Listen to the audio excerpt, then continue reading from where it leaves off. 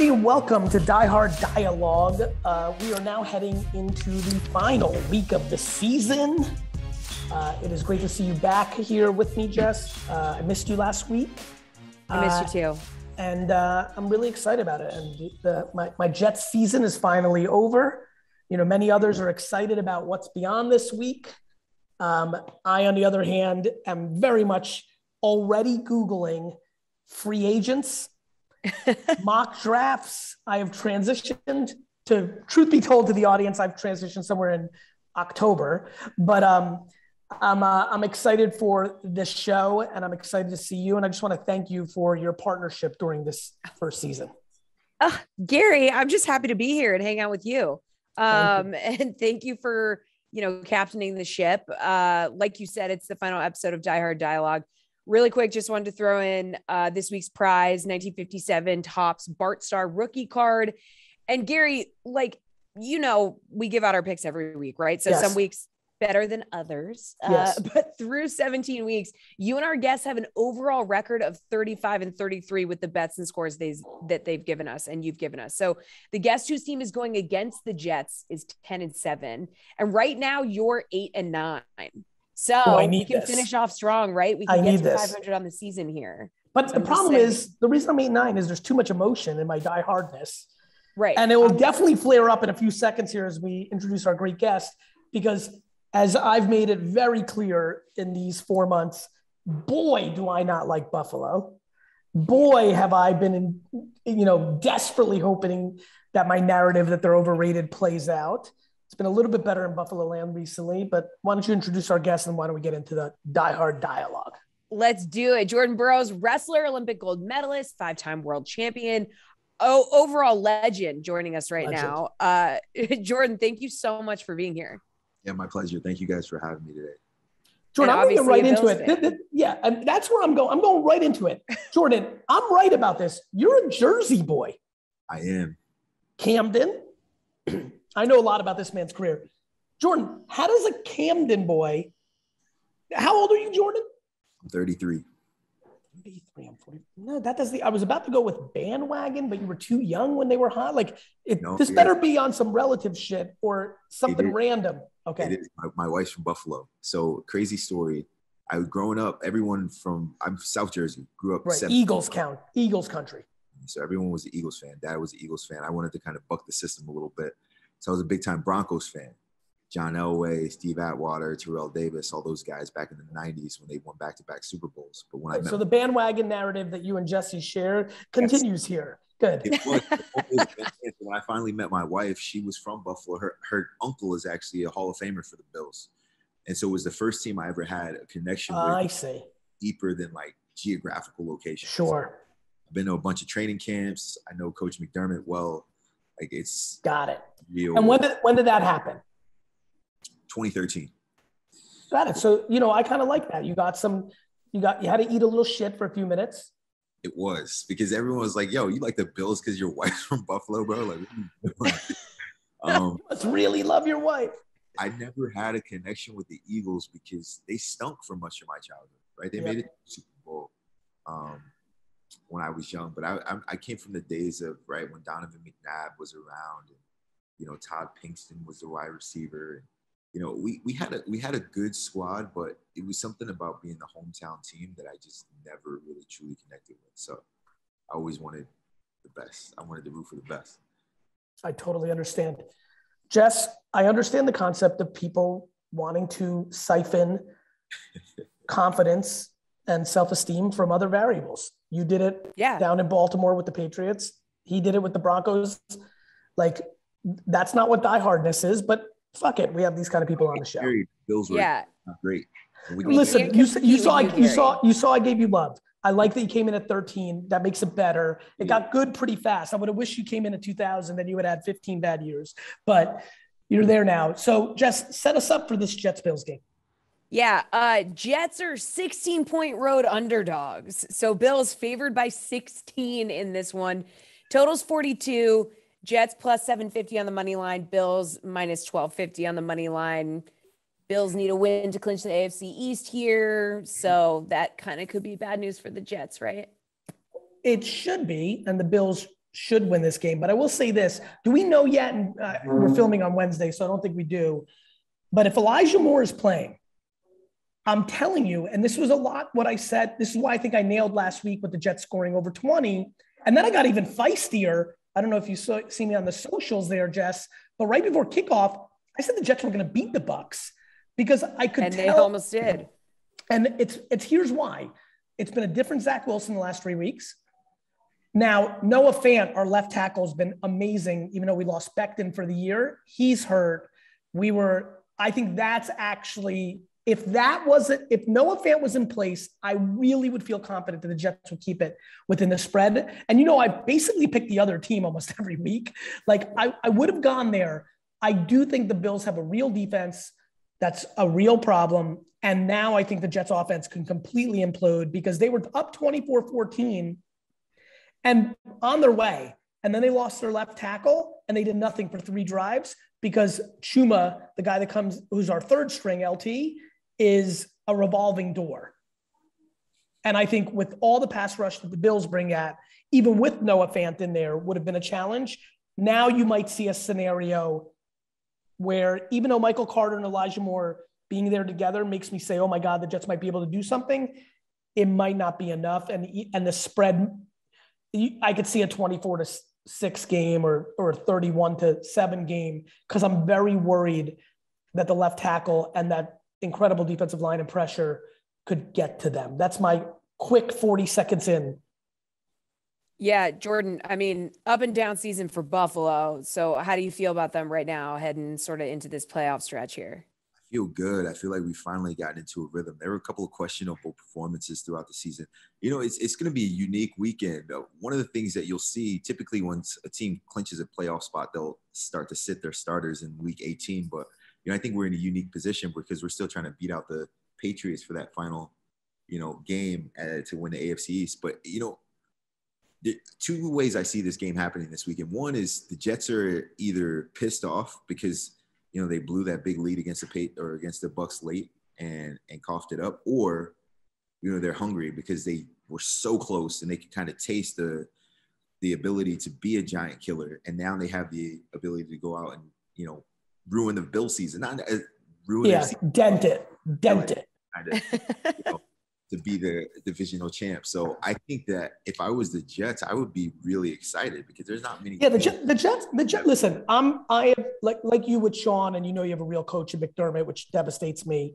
I have uncomfortable levels of insight to the Jets. I'm friendly with so many of the guys, coach, GM. Like Jets have been playing. Like that's the one good thing. The reason the Jets feel a little weird for me is the Giants are dysfunctional and fucked. The Jets stink. They're crazy hurt. They're uncomfortable. They're the youngest team in football. And I can see a pattern in 24 months dancing. The Jets are going to play this week. I'm telling you, and this is why I've been on it with the Jets most of the year. This left tackle thing is a huge problem with a very aggressive Bills team and a rookie quarterback. And I think this is crazy. This is why football is such a team sport. If Noah Fant plays, I am peacocking in this video right now and audio saying the Jets are going to cover. And again, Jesse, you've been with me. I've almost never picked the Jets to cover. Yeah, almost never. Number 2, not only do I think they're going to cover, the Bills better be careful because of what Jay just said, but I still probably would have went like 27-24 Bills, right? Now, with this left tackle, the team is completely different. Like you can't even imagine. From the third best left tackle data-wise in the NFL this year to completely not serviceable. And I think that will create a lot of havoc for the Jets.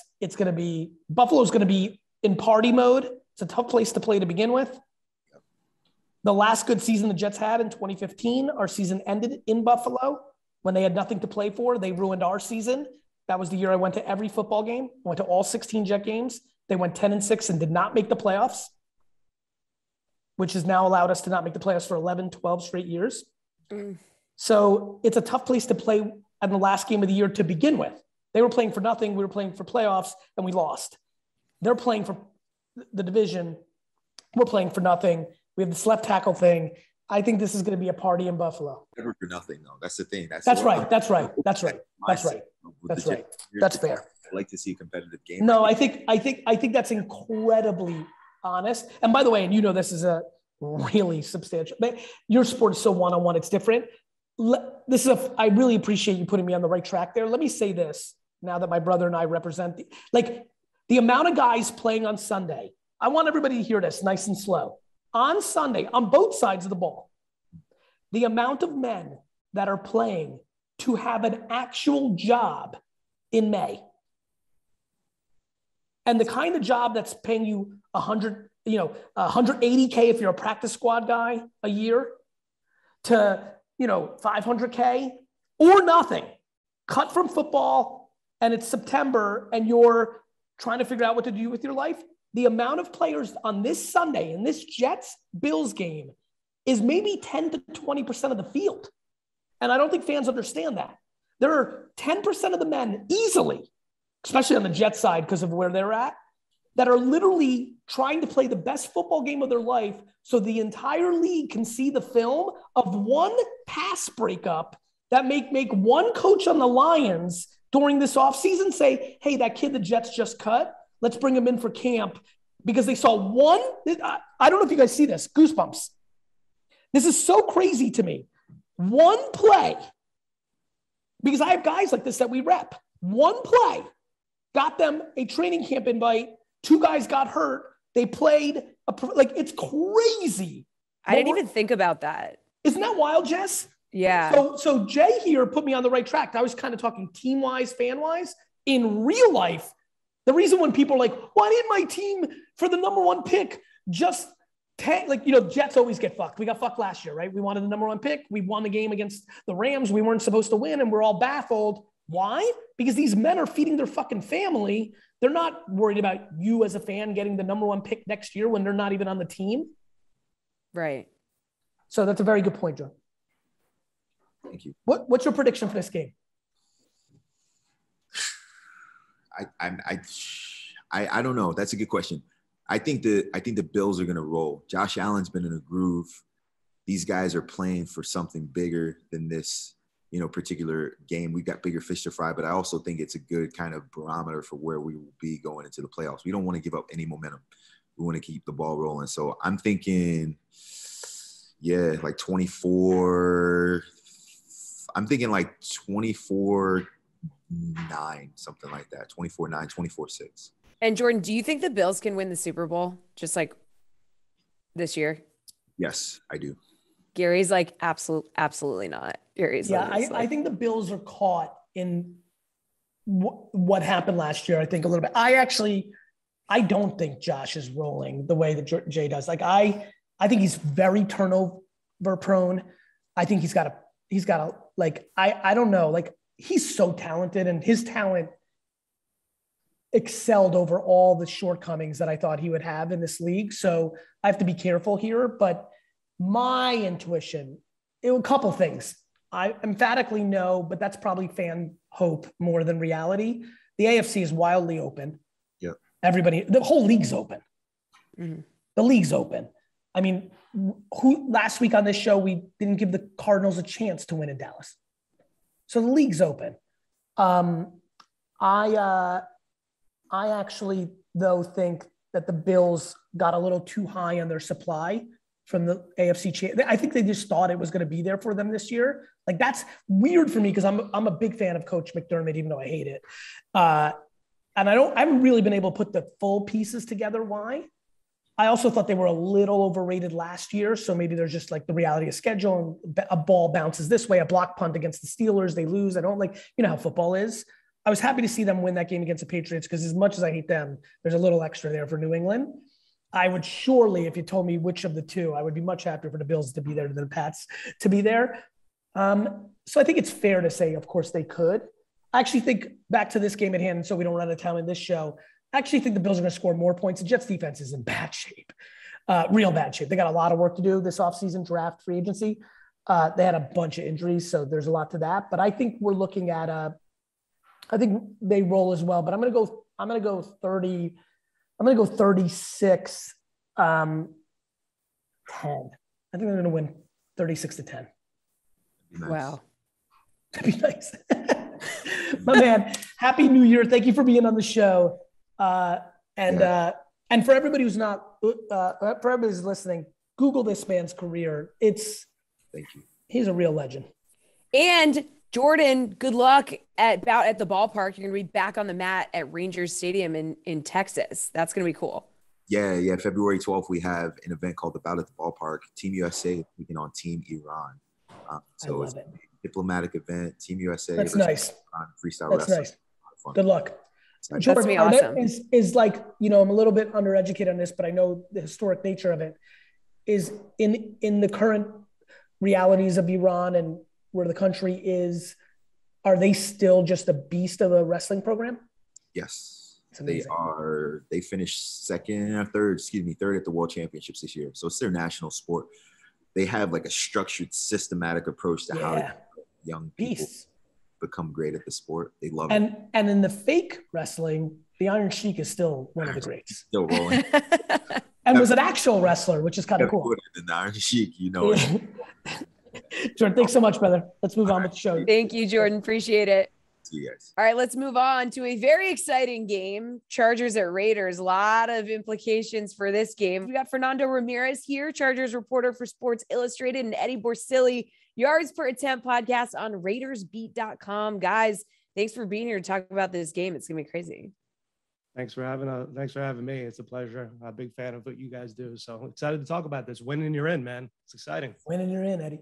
Yeah, no, thank you so much for having us. And actually, it also, if the Colts lose, it's a tie and you're in. So you can all down. I know. Break that down. Eddie, Fernando, we need to start there because when I got a text Monday morning, full disclosure, Monday morning, I'm pooping. First thing, like on my phone pooping. And one of my Jets friends sends this text and says, like, how you just like have 100 things. And for me, I'm very busy. So like, believe it or not, like back to like phone and bathroom, like those first 20 minutes of my day are like, unfortunately for me, because I have global companies, it's really stress, to be frank. It's like, hey, let's make sure nothing's on fire. So I got the text, but I couldn't get to it right away. And then I kind of but I saw tie and I didn't understand. So 5 minutes later, I get to like read it carefully. I'm like, I really want to talk about this because it's maybe something, maybe it's now 17-7 playoff teams. This will happen more often, but this is insane to me. Now, if the Jags beat the Colts, there's a whole lot more going on than we can imagine, but God, do I want that to happen? Because I swear to God, I don't know how. I don't know the coaches. I don't know Frank. I don't know the two coaches well enough. I got to tell you, it's a very weird thing.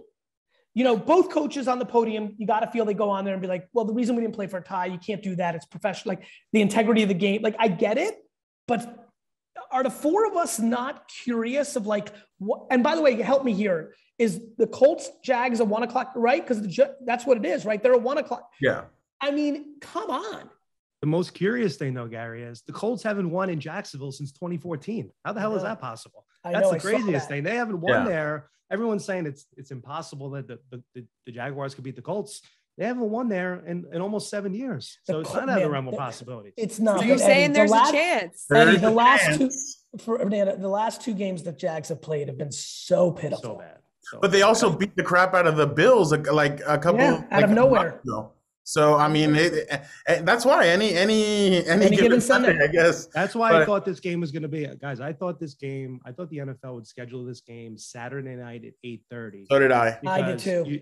You put the game Saturday night 8:30. Let the chips fall where they may. Raiders, Chargers, battle it out, whoever it is, and then the Sunday action. But I understand why they want Sunday night football in Vegas. They want the pomp and circumstance. But there's so many variables. But you guys know this as football fans. There's no way two macho football coaches are going to hey, we just need the tie. Let's just take a knee and go out. I mean, not from kickoff. And again, Jess, I was really excited how you responded to my last points because it's so real. And it was like, again, even with these two good football teams, 10% of the guys on that field are playing for the right to play in the NFL next year. So you can't ask them to not tackle. Like, what do you do? Right.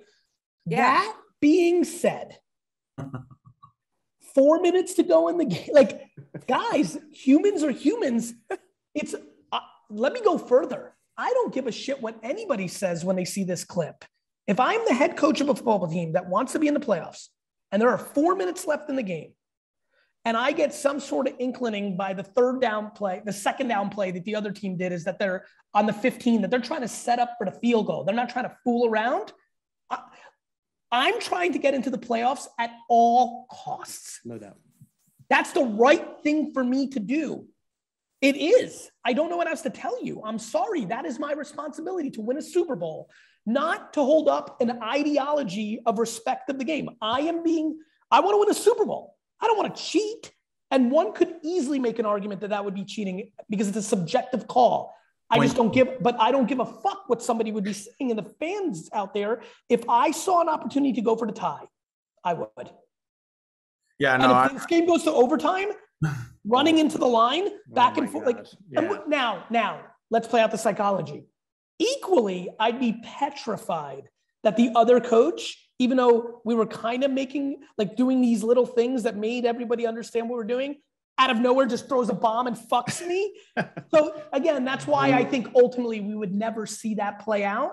But there is a 1% scenario. We got to see how it plays out. Line up for a field goal. Don't line up for a field goal. Go for it on fourth down. Some of the subconscious shit could be interesting. Fernando, that's covering that team. I mean, Brandon Staley is Mr. Analytics, Mr. But I could totally see a scenario where you're in that game and you think he's going to do something and he kind of goes and does something in a total opposite direction. That's why this game is so fascinating. You know what Brandon's all about, though, is that we asked him when they lost to Houston, they had a lot of people on the COVID list, but when they lost to Houston, we're like, did you guys overlook the opponent? And he's like, do you see that shield? It says NFL. That's a sacred shield. You never overlook an opponent. He gave you basically not the Boy Scout answer, but he gave you like, hey, we're never going to take an opponent lightly. We're going to go out there and play the game the way it's supposed to be played and everything. So no, guys like Derwin James, these alpha males like Max Crosby, Derwin James, Joey Bosa, all the Casey Hayward, Denzel Perryman, you can't ask these guys to do any of that. They'll come through the hole and they'll try and blast you. Fernando, they'll try and blast you before taking the lead. It's a great point, but I will say this, and I mean this. I believe that it's the 15 to 20% of the guys that are in a free agent year or are man number 49, 47, 42, 51 on the team that aren't even thinking about, to your point, alpha male, really, let's just use the term, naturally competitive versus not. It is baffling to all four of us because we're now in the business. We've been around. I've really gotten into it because we rep a lot of guys. Some guys are not competitive. They're not. This is how they make $2 million a year versus making $40,000 a year. And some people could give a shit. That's real talk.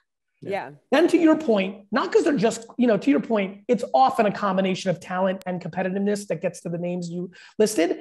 But some of those guys strategically would be fine to be taken out at halftime, like body, this. It's the 15% of the guys, the gunner on a punt. Because we forget about, that's what makes the NFL so amazing. The gunner in this game specifically with the right hit in the middle of the third quarter is the game. Yeah. And that gunner fully knows, because I talked to these guys, we rep many of them. Yeah. Knows that what he puts on film this week is a variable. If he gets a camp invite, gets a free agent side, gets tendered, it's real talk. That's so much pressure. Oh my God. No, and that's what happened on Sunday. Chargers Broncos. Kimon Hall comes up and the guy for Denver kind of muffs it and he's able to recover it. And that kind of gave the Chargers the energy to really finish off the Broncos. And that, like you're saying, those are the game changer guys. Those are the guys that, the corner that came in, the fifth corner, makes an interception late in the game because one guy went out hurt. Those are the guys that usually make the difference. So I completely agree with what you're saying. And those are the difference makers. Yeah, sorry, man. To your point too, Gary, look at the head coach of the Raiders. The head coach of the Raiders is an interim head coach. Great point. That if he wins this game, he's going to be the first interim head coach in league history to lead his team to the playoffs. Almost guarantees him the head coaching job for the Raiders next year. How do you fire that guy? You would hope, though. He's going to do whatever he has to do 100%. To get this team to the playoffs. I was stunned that they beat the Colts. The Colts were my Super Bowl pick a week ago. It's funny. Rich Bisaccia was the Chargers special teams coach in 2010. Ever since then, people were like, he should get a head coaching shot. he's really good. And then you've gone all these 12, 11 years and haven't heard anything from him. It's just his special teams keep on being one of the top in the NFL. So he does deserve a shot at not just at taking off the interim and being the head coach of this of a team. So this game, right? Chargers 3-point road favorites. All right. Total sitting at 49. Like, is it going to be a shootout? Are we going to see Carr and Herbert throwing all over the place? Like, how do we see this playing out? Well, the way I see it playing out is I've noticed that both defenses have held opponents down in points as of late. I don't think the Raiders have allowed more than 24 points, except for that Chiefs game. I think in the month of December they haven't allowed anybody to go crazy on them. I think the Chargers could do the same thing too, especially because it's a divisional game. So I think it may be I actually think it's going to be a low-scoring game that maybe gets pulled out at the end by whichever quarterback has the ball at the end of the game. That's kind of how these Charger games have come down to this season. It's either they blow a team out or it's a final drive to score the game-winning touchdown. Usually that's a Justin Herbert and Mike Williams kind of thing. They have like 6 this year go-ahead touchdowns. That's a good point. And Eddie, 4 of the last 5 meetings have been 1-score games between these teams. And I think that trend continues, but I am here for the old school AFC West shootout. I think this is going to be 2 teams throwing the ball all over the place. You look at both teams, and we referenced Brandon Staley before, going for it on 4th downs. Win and you're in type of scenario for a team like the Las Vegas Raiders that the last time they made the playoffs was 2016. Carr was hurt. It doesn't really count. So you have to go all the way back to 2002. This team is dying to get into the playoffs. I think you're going to see fake. I think you're going to see fake punts. I think you're going to see bombs. I expect this definitely to go over, and I expect both of these teams to be in the 30s. 1-score game, but coming down to the end. I just think it's going to be an old-fashioned AFC West shootout. And it's like, we still don't know about Darren Waller. That's a key. That's a huge key, guys, because Derwin James had the comment, Fernando knows this. He had the comment that they have to take Hunter Renfrow away. Hunter Renfrow has obviously become Derek Carr's #1 target.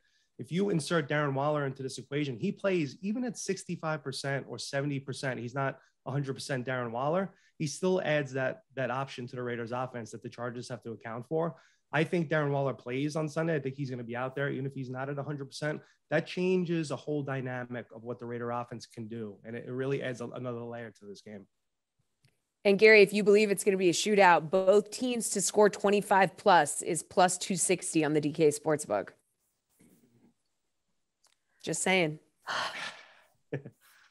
I'm incredibly. I'm in belief of. Listen, I'm very hot on the Chargers.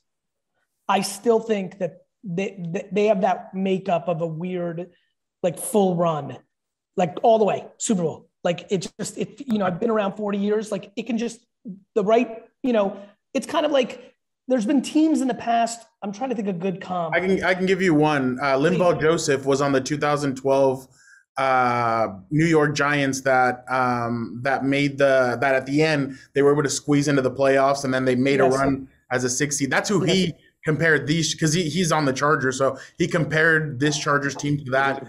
I see it because I just think that it's probably 2-3 years early for that in the scheme of things, but I just see it in them.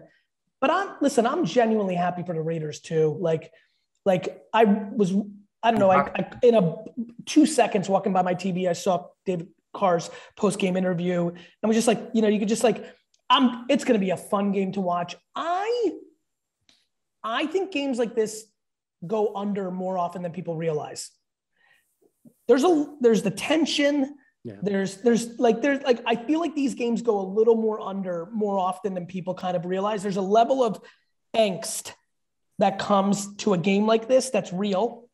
And I feel like one or both sides often clam up a little bit more, just a little bit, not like they've shit the bed, but like just don't do their normal thing, which doesn't make me feel like it's going to be a total shootout. What's the predictions, boys? Yeah, we need score predictions from both of you. Yeah, Fernando, you go first. You're the home team, bro. I'm going to go Raiders 34, Chargers 31, with a late Daniel Carlson field goal as time expires, sending the Raiders to the playoffs.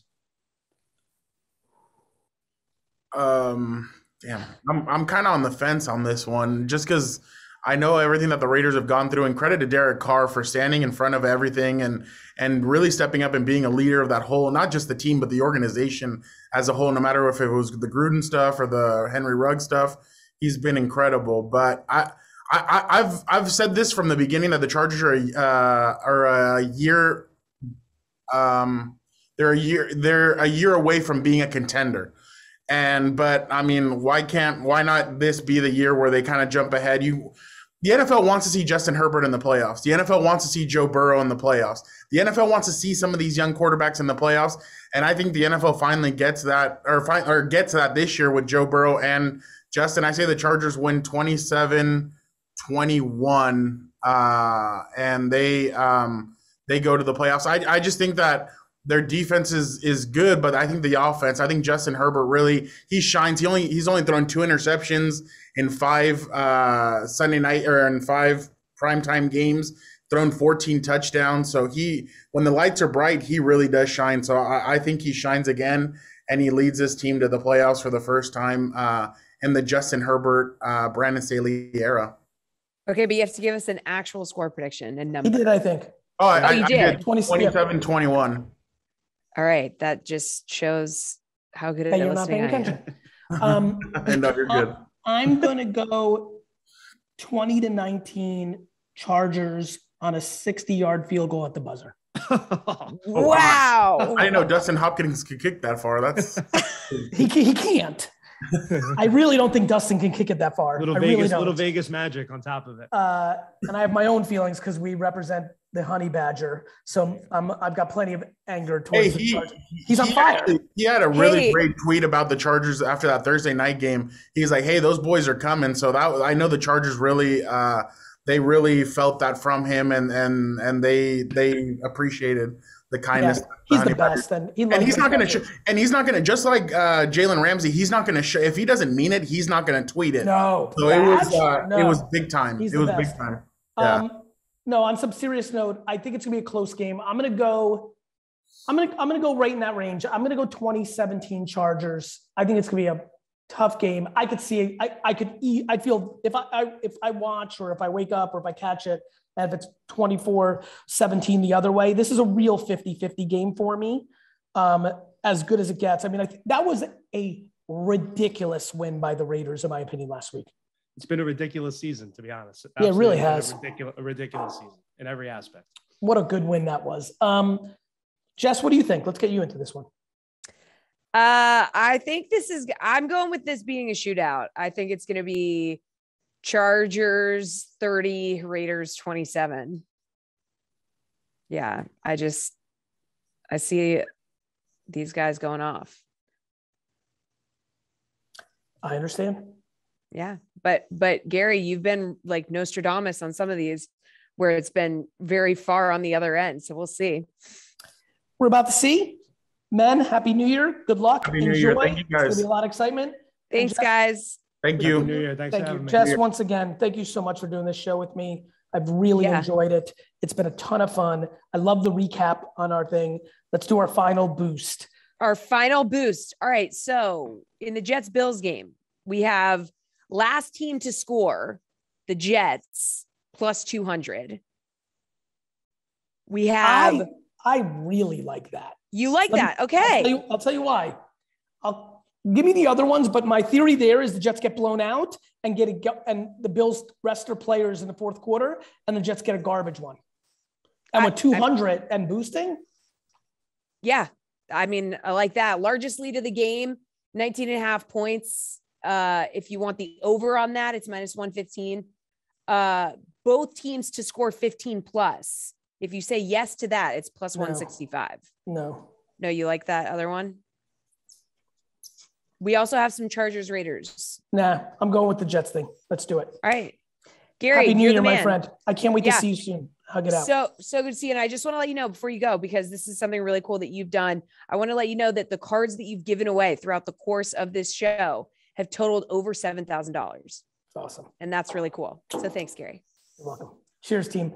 Andrew, Seth, all the others behind the scenes during this season, thank you so much. Great show, great times. Let's hope for a miracle Jets win this Sunday. If you or someone you know has a gambling problem, crisis counseling and referral services can be accessed by calling 1-800-GAMBLER in Illinois, Indiana, New Jersey, West Virginia, Pennsylvania, Michigan, and Wyoming. 1-800-522-4700 in New Hampshire and Colorado. 1-800-BETS-OFF in Idaho. 1-800-BETS-OFF in Iowa. 1-800-532-3500 in Virginia. 1-800-NEXT-STEP in Arizona. Call and text the Tennessee Red Line at 1-800-889-9789 or call 888-789-7777 and visit ccpg.org/chat for Connecticut. Available to play in Arizona, Colorado, Connecticut, Illinois, Indiana, Iowa, Michigan, New Hampshire, New Jersey, Pennsylvania, Tennessee, Virginia, and West Virginia only. Must be 21 years or older or 18 plus in New Hampshire and Wyoming. For entertainment purposes only. No results guaranteed. Void where prohibited. Eligibility restrictions apply. See www.draftkings.com/sportsbook for full details. Odds and lines are subject to change.